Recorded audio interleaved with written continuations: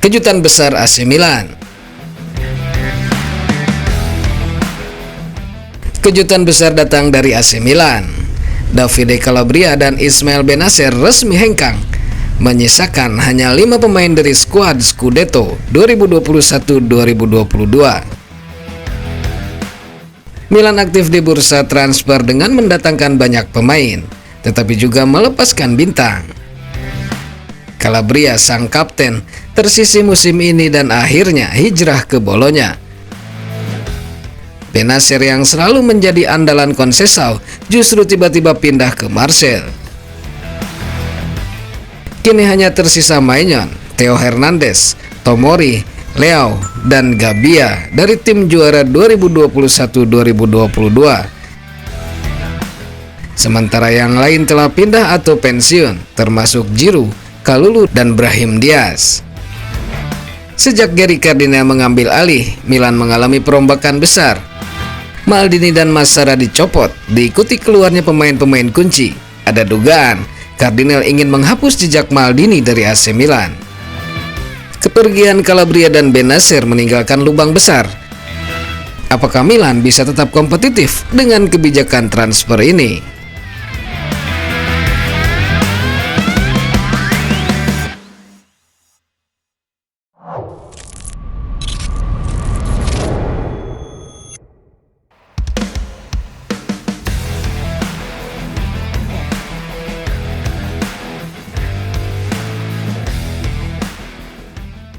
Raksasa AC Milan resmi mengumumkan perekrutan Joao Felix dari Chelsea. Milan cukup aktif di bursa transfer musim dingin 2025 ini. Padahal mereka sebelumnya sudah aktif belanja pemain pada musim panas 2024 lalu. Milan musim dingin ini telah memboyong Kyle Walker, Santiago Gimenez, Warren Bondo, dan Ricardo Sottil. Namun sebelum penutupan bursa transfer Januari ini, mereka gerak cepat untuk mengamankan tanda tangan Felix. Nego dengan Chelsea berlangsung sangat cepat. Felix dipinjam selama setengah musim tanpa opsi pembelian permanen. Joao Felix pun langsung terbang ke Italia pada hari Senin 3 Februari 2025 kemarin. Lalu pada hari Selasa, ia dijadwalkan menjalani tes medis. Felix kemudian menjalani tes pada Selasa siang waktu setempat. Setelah beberapa jam, tes tersebut dilaporkan telah tuntas.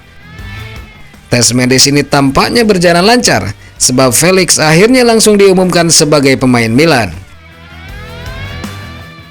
AC Milan mengumumkan bahwa mereka meminjam Joao Felix selama setengah musim saja. Di San Siro, Felix akan mengenakan jersey nomor 79. AC Milan dengan bangga mengumumkan perekrutan Joao Felix Sequeira dari Chelsea. Pemain penyerang asal Portugal tersebut telah menandatangani kontrak dengan klub hingga 30 Juni 2025.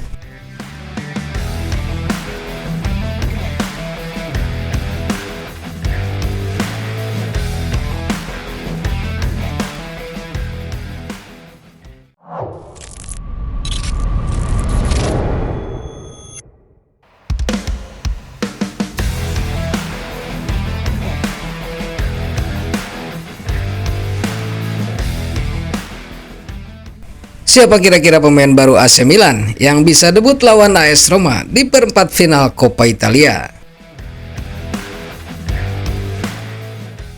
Milan aktif di bursa transfer Januari, merekrut 5 pemain termasuk Kyle Walker dan Santiago Gimenez. Beberapa pemain hengkang seperti Morata ke Galatasaray, serta Calabria, Okafor, dan Bennacer yang dipinjamkan atau dilepas secara permanen. La Gazzetta dello Sport melaporkan tidak ada pemain baru yang langsung menjadi starter. Namun Kyle Walker bisa tampil setelah bermain penuh di Derby della Madonnina. Santiago Gimenez mungkin masuk dari bangku cadangan karena kondisi fisiknya lebih siap dibandingkan Joao Felix. Sayangnya, Warren Bondo dipastikan absen. Milanisti menantikan debut pemain baru. Akankah Walker mengokohkan pertahanan? Bisakah Gimenez langsung mencetak gol? Keputusan pelatih Sergio Conceição akan menjadi sorotan. Bagaimana menurut kalian? Siapa yang paling kalian tunggu? Tulis di kolom komentar.